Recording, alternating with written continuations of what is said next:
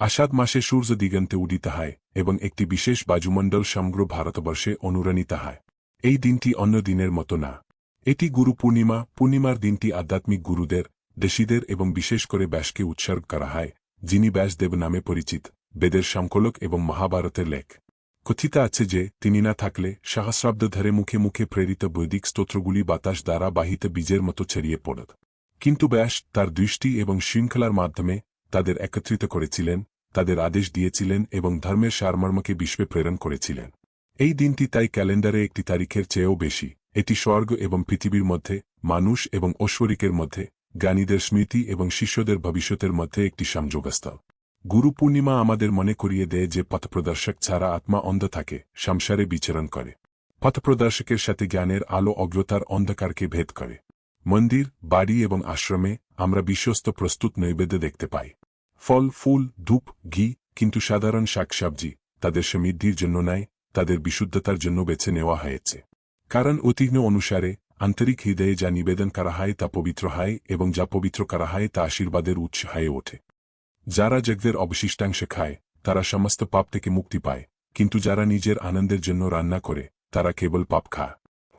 3:13 এই দিনে খাওয়া তাই কেবল ক্ষুধার বিষয় নয়, বরং একটি যজ্ঞে অংশ নেওয়া, একটি সার্বজনীন বলিদান। খাদ্য প্রসাদ হয়ে উঠলে এখন আর শুধু বিষয় নয়, এটি ধর্মের শক্তিতে আচ্ছন্ন। এটি শুদ্ধ করে, এটি উন্নত করে, এটি মানুষকে মাস্টারদের শৃঙ্খলে সংযুক্ত করে। প্রাচীন কাহিনী বলে যে গুরু পূর্ণিমায় এমনকি রাজারাও ঋষিদের সেবা করার জন্য তাদের গর্বকে দূরে সরিয়ে রেখেছিলেন। শিষ্যরা তাদের প্রভুর পা ধুয়ে অমৃতের মতো পবিত্র জল সংগ্রহ করেছিলেন। প্রস্তুত করা এবং ভাগ করা খাবারটি ধনীর ভোজ ছিল না, তবে সাধারণ খাবার ছিল। প্রায়শই এক সবজি হাইলাইট করা হয়, কারণ এই সবজিতে প্রতীকটি রয়েছে। এটি পরিমাণ নয় যা পুষ্টি দেয়, তবে উদ্দেশ্য।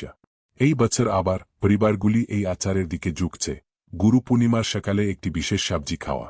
কারো কারো জন্য এটি স্কোয়াশ, মিষ্টি এবং হালকা, যা শরীরকে প্রশান্তি দেয় এবং মনকে পরিষ্কার করে। অন্যদের জন্য এটি ছাই লাউ, সাদা কুমড়া, যা স্নায়ুতন্ত্রকে শুদ্ধ করার এবং মানসিক উত্তেজনা শান্ত করার ক্ষমতার জন্য ঋষিরা সুপারিশ করেছিলেন। যাই হোক না কেন, অর্থ রয়ে যায়। এই অঙ্গভঙ্গিটি একটি আধ্যাত্মিক শিলমোহর, মহাবিশ্বের ছন্দের সাথে শরীরকে সারিবদ্ধ করার একটি উপায়। এটা কি কুসংস্কার? না, কুসংস্কার ধর্মের ছায়া, কিন্তু এই অঙ্গভঙ্গি হালকা। কারণ বলা যায় না যে এই সবজি খেলে জাদুকরি সোনায় ঘর ভরে যাবে এবং রোগ তাড়িয়ে দেবে। এটা বলা হয় যে যিনি ধর্মের সাথে সারিবদ্ধ হন, এমনকি একটি সাধারণ প্রস্তাবের মাধ্যমেও স্বাভাবিকভাবেই প্রাচুর্য এবং স্বাস্থ্যকে আকর্ষণ করে। কারণ সমৃদ্ধি শুধু বাহ্যিক সম্পদ নয়, এটি অভ্যন্তরীণ ভারসাম্য। মহাভারতে ব্যাস নিজেই তার শিষ্যদের স্মরণ করিয়ে দিয়েছেন, উপহারের আকার গুরুত্বপূর্ণ নয়, তবে এটি যে হৃদয় দিয়ে দেওয়া হয় তার বিশুদ্ধতা।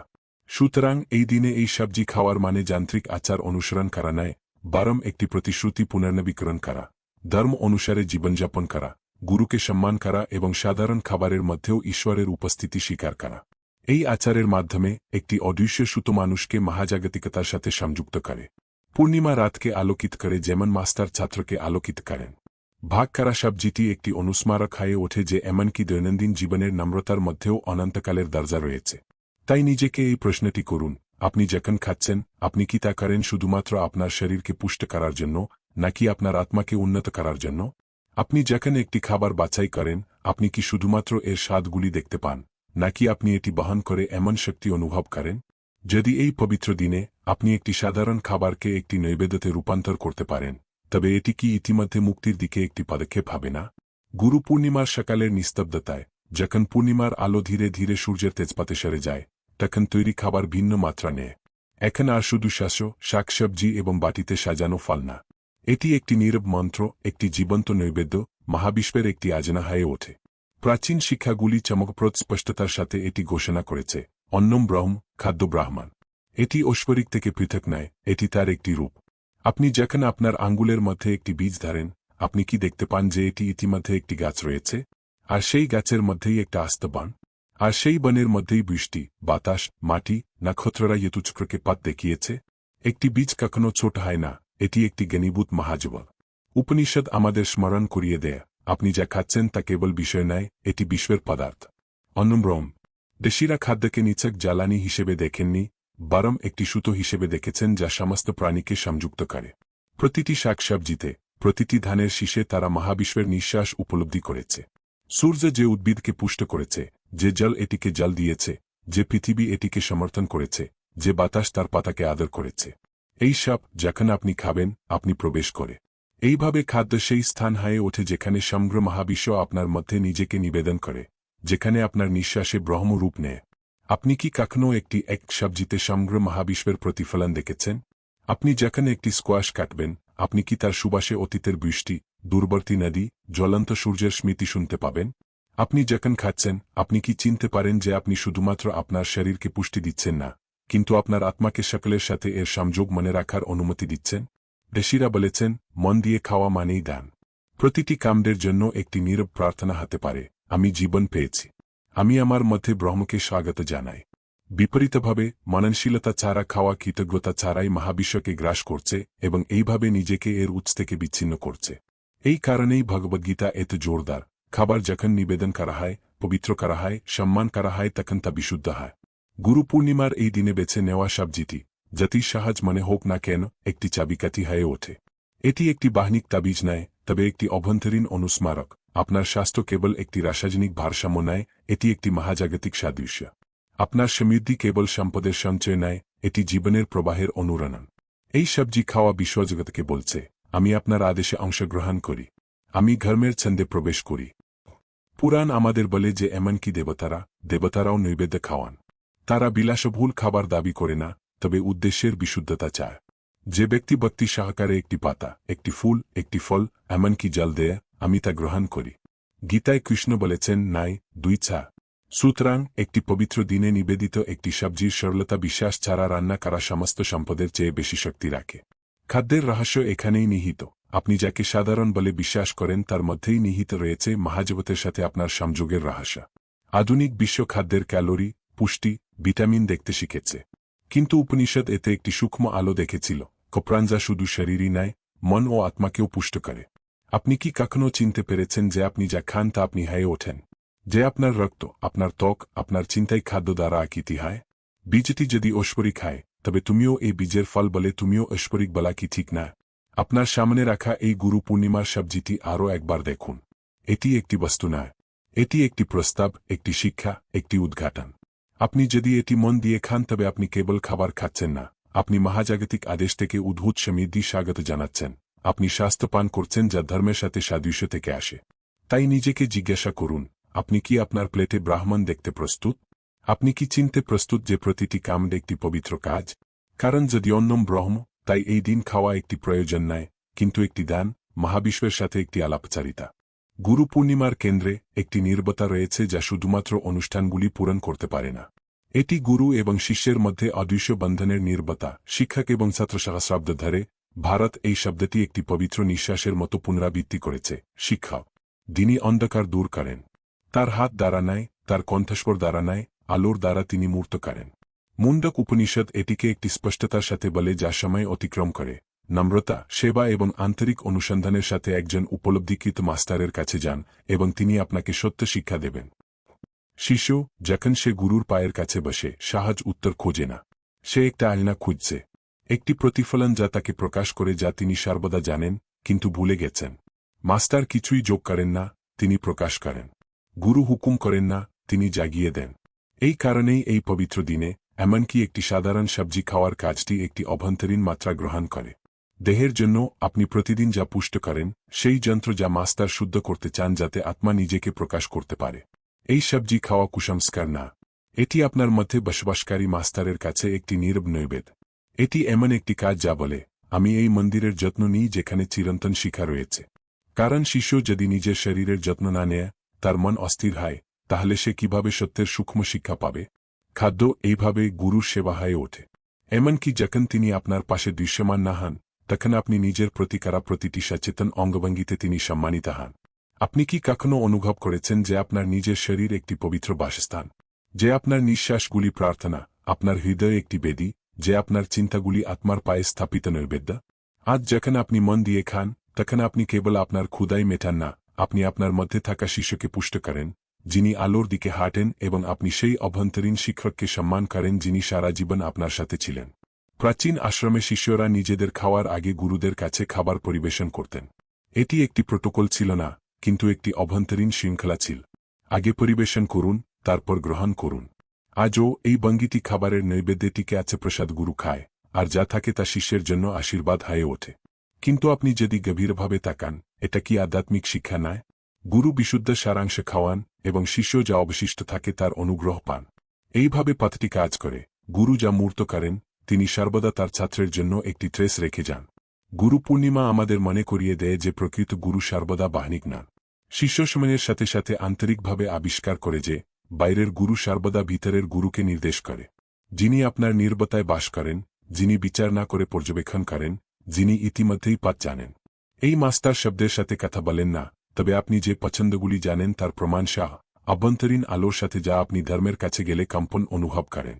তাই আমি আপনাকে একটি প্রশ্ন জিজ্ঞাসা করি, আপনি কিভাবে আপনার নিজের অভ্যন্তরীণ প্রভুকে সম্মান করবেন, যিনি সর্বদা আপনার মধ্যে বাস করেন? আপনি কি সত্য, শৃঙ্খলা এবং দানের সাথে এটি খাওয়াচ্ছেন? অথবা আপনি এটা গোলমাল, বিভ্রান্তি এবং আপনি কে তা বিস্মিত হয়ে ক্ষুধার্ত এর জন্য অভ্যন্তরীণ শিক্ষক দাবি করছেন? এটি কখনই নিজেকে চাপিয়ে দেয় না, তবে আপনার শোনার জন্য অপেক্ষা করে। এবং প্রতিবার আপনি আন্তরিকতা, ধার্মিকতা, কৃতজ্ঞতা বেছে নিন, আপনি এটিকে সম্মান করেন। এখানে গুরু পূর্ণিমার সবজি একটি প্রতীক হয়ে উঠেছে। এটি কেবল শরীরের জন্য খাদ্য নয়, বরং একটি অভ্যন্তরীণ নিবেদন যা আপনার গুরুকে বলে, আমি আপনাকে আমার মধ্যে চিনতে পেরেছি। আমি আপনার মন্দিরের যত্ন নিই। আমি আপনার সাথে হাঁটছি। এর মধ্যে কোনো কুসংস্কার নেই, শুধুমাত্র একটি গভীর অনুস্মারক, আত্মা সচেতনতার সাথে পুষ্ট শরীরের মাধ্যমে নিজেকে প্রকাশ করে। প্রাচীনরা বর্ণনা করেন যে বেদের মহান সংকলক ব্যাস যখন তার শিষ্যদের গ্রহণ করেছিলেন, তখন তিনি তাদের কেবল জ্ঞানই নয়, খাবারের ভাগাভাগিও করেছিলেন। কারণ জ্ঞান কেবল শব্দের মাধ্যমেই সঞ্চারিত হয় না, সূক্ষ্ম শক্তির মাধ্যমেও যা প্রতিটি অঙ্গভঙ্গিতে পরিবাহিত হয়। খাদ্য তখন একটি নীরব দীক্ষায় পরিণত হয়। আপনি কি খান, আপনি কি অফার করেন, আপনি কি সম্মান করেন, এই সমস্তই সত্যের পথের অংশ। গুরু পূর্ণিমার এই দিনে যখন আপনি এই আশীর্বাদিত সবজিটি খান, মনে রাখবেন, আপনি খাওয়ার ক্ষেত্রে একা নন। আপনি আপনার মধ্যে শিষ্যকে লালন করছেন, আপনি আপনার মধ্যে গুরুকে নিবেদন করছেন। সত্যের শিক্ষা যেন নিভে না যায় সেজন্য তুমি তোমার সত্তার মন্দিরের যত্ন নিচ্ছ। এমন কিছু দিন আছে যখন আকাশ খোলা মনে হয়, যখন দৃশ্যমান এবং অদৃশ্য জগতগুলি একত্রিত হয় যেন একটি ভুলে যাওয়া সত্যকে ফিসফিস করে। গুরু পূর্ণিমা সেই মুহূর্তগুলির মধ্যে একটি। ক্যালেন্ডারে শুধু একটি মার্কার নয়, একটি দরজা। শক্তি, আলো এবং সংক্রমণের একটি দরজা, অনাদিকাল থেকে বেশিদের দ্বারা মনোনীত। এই দিনটি শুধু ইতিহাসের নয়, এটি অনন্তকালের।